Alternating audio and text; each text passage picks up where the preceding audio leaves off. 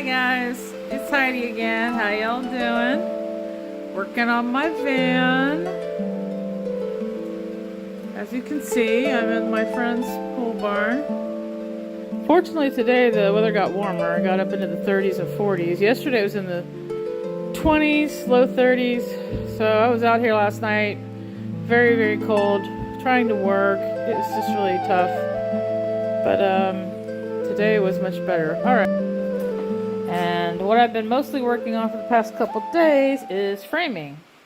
So first I'll show you what it looks like, and then I'll talk about it a little bit. So, as you can see, my framing is only going up so far. So what I've done is, I've used 1x4s and 1x2s that I have fastened to the metal frames horizontally all the way down the wall here. And all the way down the wall here. I fastened these 1-inch thick boards. I screwed those into the steel framing with self-tapping screws. And then, after I got those boards up, you can see up close here, I used, on this area that's kind of narrow, I used 1x2s that I screwed in with self-tappers. Down here I used 1x4s that I screwed in with self-tappers. Alright, so I watched a bunch of videos on how people do their framing. I see a lot of people doing their framing where they're just putting a lot of different pieces on the wall. They're screwing them into the steel. They're using the self-tapping screws. Well, my experience with self-tapping screws, I found the only way to get them in really is an impact drill.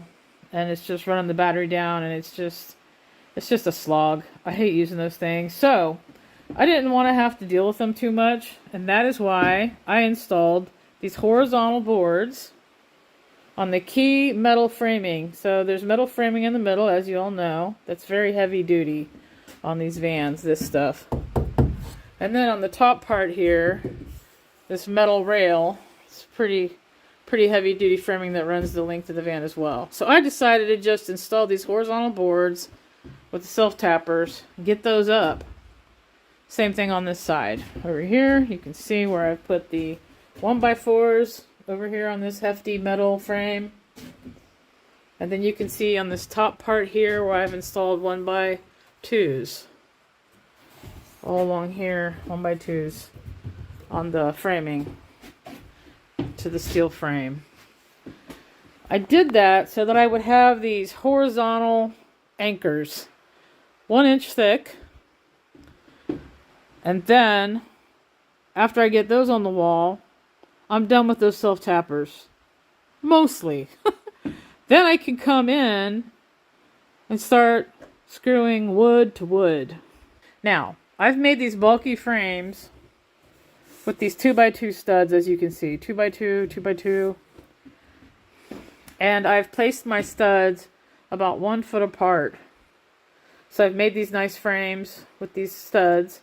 And because they're 2 inches depth, that makes them, you know, pretty heavy duty. They can hold a screw really well. And that'll make it so when this is all built out and I have my plywood up, then I go to attach cabinets if I want to, I can mount them directly to the wood now, and I don't have to deal with the steel. I don't have to deal with the metal framing in inside the van. Now I've got this nice wood platform to build from, and that's why I like to do it this way. Now, these are really thick and bulky, and they do waste a little bit of space. So let me address that concern. I know if you actually measure these, they're just under 2 inches wide.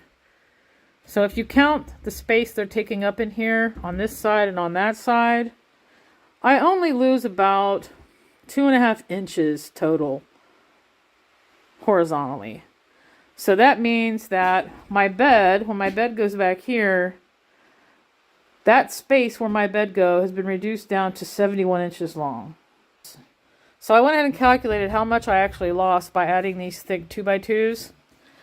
Overall, in the floor space, I lost 3 square feet. So if you can imagine 1 foot square tiles, 3 of those tiles, that's how much space I lost, which is really a tiny bit of space.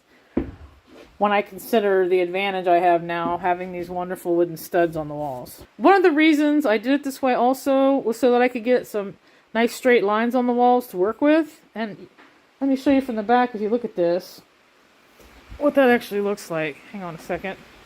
Yeah, if you look down this way, you can see, look how nice and straight that is now. Now I have a nice straight platform to work from to go ahead and, you know, get my insulation in here, get my 1/4-inch plywood up, and then from that point, it is slightly slanted inward, but it's a nice straight starting point. Same thing on this wall over here, which of course is a shorter wall, but same concept. All right.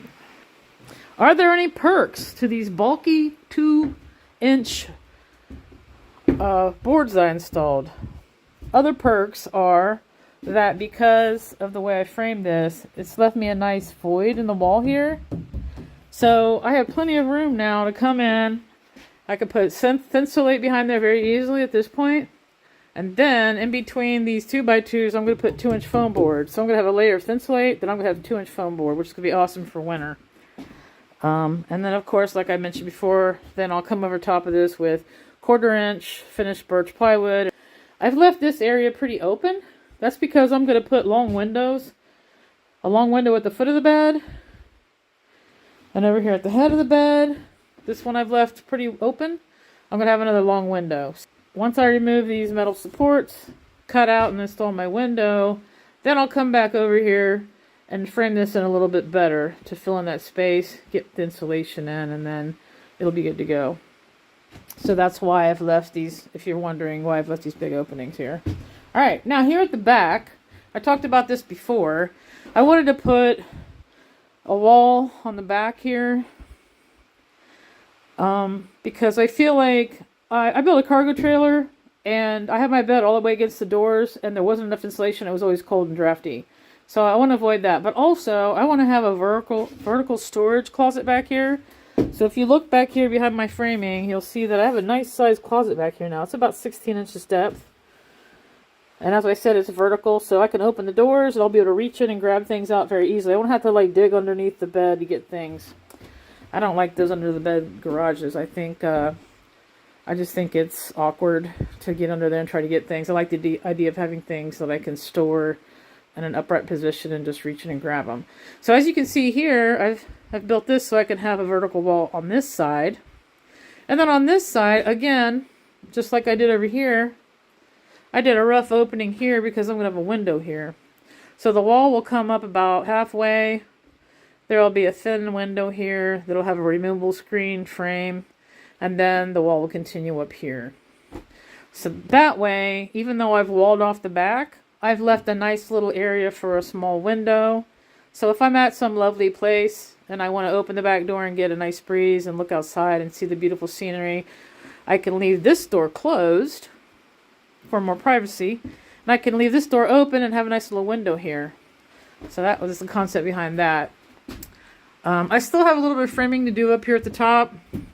I built this as tall as I could.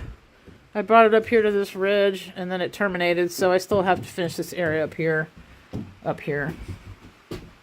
What else? I got the frames on the ceiling. So they're all done. This is ready for me to put up my insulation and mount my boards. What I'm going to do on the ceiling in here, let me turn around so that light's not in your eyes. My plan is I'm going to run 12-foot boards along the ceiling this way and do kind of like slats. And then I'm probably just going to keep running them lengthways like this. And then when I get to the corner here, I'll probably just keep running them on down the wall. And then the plywood will come up so far and then it'll meet up with the slats. But like I said, I still have to frame in this area and this area. This I didn't have enough time to get all of this done. Alright, what else do I have to talk to you guys about? I feel like there was something. Oh, so in my last video I talked about my subfloor. How I made 3 panels. This one, and this one. I did not screw the floor down. I just put it in here like a floating floor. I positioned it how I want it. And because, you see what I've done here? Now I've come in built these walls, and I've screwed these walls into the subfloor here, all along here, and all along here. And then there's also going to be framing up here where these metal bulkheads are. And all of that framing up here will also screw down into this subfloor. And all of that will hold the subfloor in place. It's really hard to get a lot of work done when it's this cold outside. And I'm in this barn and it's not heated. Hey guys, how's it going? Heidi here, back again, working on the van. My main focus this time around has been finishing up the bulk of the framing, reinforcing some of the framing, and getting started on my insulation.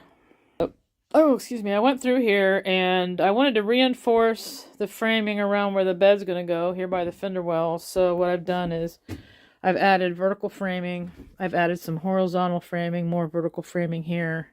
And then I went ahead and built out these boxes to go over the fender wells. And then over here on this side, same thing. I reinforced my vertical framing by adding more boards vertically here. I added some more boards horizontally down here. And built a box to go around this fender well. This is a piece of Luan that I painted gray. It's going to go up here to cover over these holes so it'll slide in behind that framing. I'm going to glue it in place and then I'll be able to put insulation in, 2-inch foam board, and then I'll be able to have these metal bulkheads covered. As you can see, I painted my subfloor with a gray deck stain and sealant. I noticed the subfloor was getting a little bit dirty and was getting a little bit of wear and tear from me climbing in and out of here and doing my work. So I thought it would be a good idea to put down some deck stain and sealant to protect the wood. I got that wall completely insulated. Hey, sweetie. You want to get on the bed? Good girl. Lay down. Lay down, baby. We're getting ready to go home. It's okay. So one of the things I did yesterday is I went ahead and removed these metal spines off the wall. To those who haven't done it yet, it's super easy. They're only welded on here in 2 spots. Here, or excuse me, 4 spots. Here, here, and then here and here. So all I did is I just took a chisel and a hammer and I just gently tapped on the edge of the metal. And it just cut right through. And once I got those popped loose, then I just popped them off the wall. I still don't have this area up top framed in, this area right here on both sides. I was going to work on framing that during this holiday season while I was off. But I don't know, something just didn't sit right with me about just framing this, and I wanted to think about it for a while. So I've decided that instead of putting frames up here, I'm going to try to leave this kind of recessed. And what I want to do is build kind of shelves that go along here like this. I'll build this part up a little bit more. I'll have a shelf that comes out so that this area, it'll be about a 10-inch deep shelf that comes out and I'll have a lip on it. I don't like the idea of having upper cabinets that are really big and deep because I feel like when you put those in, it encroaches on the space and makes it seem a lot smaller. So what I want to do, like I just mentioned, is just have a shelf that comes out with a lip. And in order to make that a nice deep space, I'm not going to build this area out too much. When I have this giant roll of Reflectix over here that I got free from one of my customers, I got a lot of it. It's a lot. So I'm going to take that. It's actually single layer, so I'm going to double it up, cut those pieces out, and get them into all these pockets in here on the walls. Then after I get the Reflectix in, I'm going to spot glue it in place, and then I'm going to go over the seams with foil tape. I'm going to cover these metal pieces here with Reflectix on both sides. So basically the whole interior of this will be covered with Reflectix. Once I get that in, then I'll come in between these 2-inch studs with foam board. And then once I get all that done, I'll put foam board up here on the ceiling too. I think that'll provide a nice envelope of insulation in the wall so that this van will be good for winter time. Oh, here's something that I got recently. Look, guys, I got a Blue Eddy power station. Woohoo! They had them marked down for Black Friday, so that's pretty awesome. I think I'm doing pretty good on the progress, considering the limited amount of time I have, and also considering the last 2 times that I've come home to work on this van, I've only had like a couple days to do any work, and it was frigidly cold. At least this time around, it's been in the 30s and the 40s, so it's been a lot easier working on it this time around. Hey guys, how's it going? Heidi here again, working on the van. Let's take a look. We've been getting some snow here in Ohio. This is the coldest day yet that I've been out here working on the van. It's down to 19 degrees. I'm getting ready to clean everything up and head home. I'm really tired. I've been working on this for about 5 hours. There we go. I'll show you where I'm at now on it. Ooh, let me just do a quick scan here. Excuse me, and then I'll talk about what I'm doing, how I'm doing it, why I'm doing it, that kind of thing.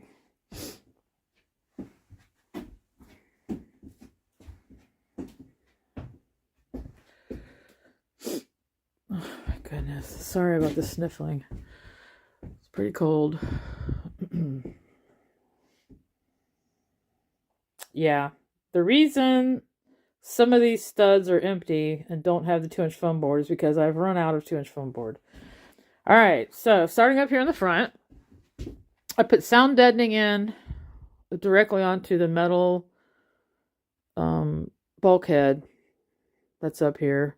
Got the framing in, got the 2-inch foam board, so I'm done with the insulation there.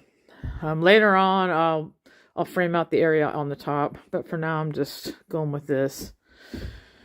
Okay, over here on the side, you can see I put in 2 layers of Reflectix, and I've glued it in place, and I've taped all my seams.